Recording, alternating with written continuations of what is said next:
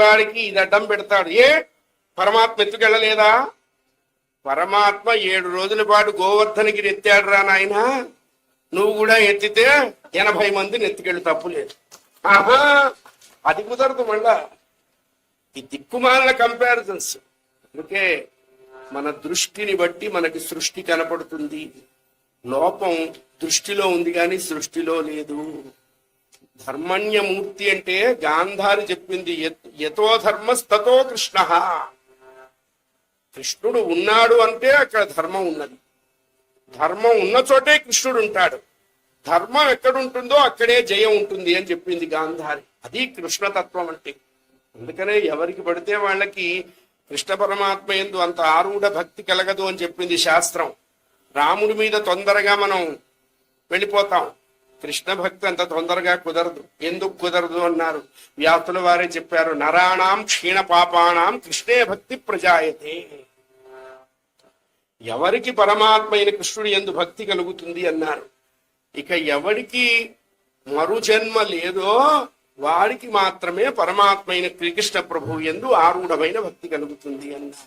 అందుకనే కృష్ణ భక్తి చాలా కష్టం అండోయ్. రామచంద్రమూర్తి తాను ఏం చేశాడో అందరి చేత అదే చేయించాడు. కృష్ణావతారం వచ్చేటప్పటికల్లా టెక్నికల్లీ కొన్ని కంపోజిషన్స్ పెట్టాడు. నేను చెప్పింది చెయ్యండి, నేను చేసింది మీరు చెయ్యొద్దు అని చెప్పాడు. అది ఆయన వరకే అప్లికబుల్. మనం చేసి చేతులు కాల్చుకోకూడదు. ధర్మాన్యుద్ధరణమూర్తి పరమాత్మ. ఆయన ఎప్పుడూ అధర్మం చెయ్యడు. అధర్మం చేసేవాడు దైవం ఎలా అవుతాడండి? స్వామి, ఈ అనుమానం ఉన్నది, ఇది పరీక్షిత్తుకు వచ్చిన అనుమానం కాదు, సగట జీవులకు వచ్చి అనుమానం ఇదే కదా, దాన్ని తొలగించండి అన్నారు. అప్పుడు పరమాత్మ వైభవం చెప్తున్నాడు సుఖయోగేంద్రుడు పరీక్షిన్మర మహారాజా, మంచి విషయం అడిగావయ్యా.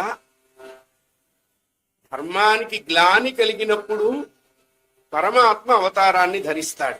అందుకనే ధర్మో రక్షతి రక్షిత అంటే ఇక్కడ పెద్దలు ఏం చెప్పారు? నువ్వు ధర్మాన్ని రక్షించు, ధర్మం నిన్ను రక్షిస్తుంది. ఈ ఇచ్చిపుచ్చుకునే బిజినెస్ ధర్మానికి లేదు. ఫస్ట్ అది తెలుసుకోవాలి. నీ చేత రక్షింపబడేంత నీచ దశలో ధర్మం ఎప్పుడూ ఉండదు. ధర్మాన్ని రక్షించే హయ్యర్ స్టాండర్డ్స్ నీకు లేవు. మరి ఏమిటి? ధర్మాన్ని ఆచరిస్తే నీకు ఆపద కలిగినప్పుడు నీ చేత ఆచరింపబడిన ధర్మం నిన్ను రక్షిస్తుంది. అది ధర్మో రక్షతి రక్షిత అంటే. వ్యవహార వ్యాపారాలు లేవు ధర్మానికి. ధర్మాన్ని ఎవరు ఉద్ధరిస్తారు? పరమాత్మ మాత్రమే ఉద్ధరించగలడు. ధర్మం ఎప్పుడూ నశించిపోదు, కొంచెం పలచబడుతుంది. ఎప్పుడు ఎలా అన్నారు?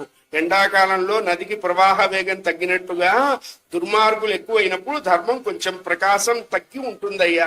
మళ్ళా పరమాత్మ వస్తాడు, ఫ్లేవరు గ్లేరు ఇస్తాడు.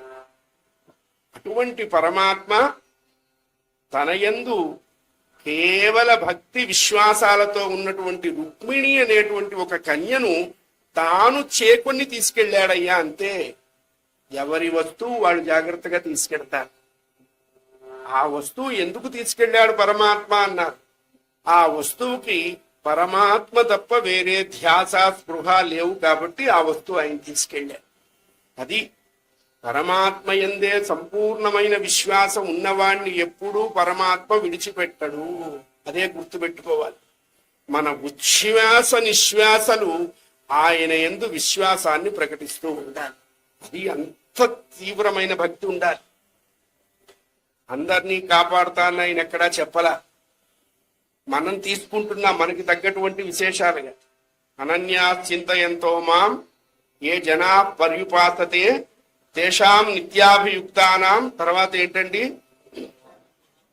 కొంచెం గట్టిగా చెప్పండి నాకు. మీరంతా ఎల్ఐసీలు బాగా కడుతున్నారని ఇప్పుడు అర్థమైంది. ఇది మనకు అర్థం కాల, వాళ్ళకు అర్థమైంది. జీవితాంతం, జీవితానంతరం నువ్వు పోతే ఓ దీపం, ఓ దండం బతుకున్నప్పుడు ఇవ్వట. మనం బతుకున్నప్పుడు డబ్బులు వాడి దగ్గర ఇస్తే మనం చచ్చిన తర్వాత వాడు ఇస్తాట. అప్పుడు మనం లేచి తీసుకోలేంగా.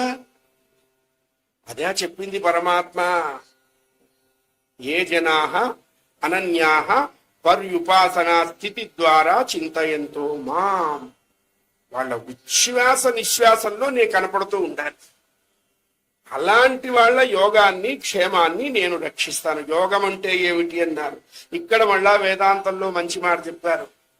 మానవులు చేసుకున్న దాన్ని యోగ్యత అంటారు, భగవంతుడిచ్చేదాన్ని యోగము అంటారు. ఈ యోగ్యతకి ఆ యోగం తోడవ్వాలి. 32 మార్కులు నువ్వు తెచ్చుకుంటే 3 మార్కులు మోడరేషన్ ఆయన ఇస్తాడు. నీకు వచ్చినవే 3 అయితే 32 ఎవడో ఇవ్వలేదు. క్షేమం అంటే ఏమిటన్నారు. ఆయన ఇచ్చింది ఆయనే కాపాడతాడు. అందుకనే నాహంకర్త హరికర్త కర్త భోక్త జనార్దన. ఎంత మాత్రమున ఎవ్వరు తలచిన అంత మాత్రమే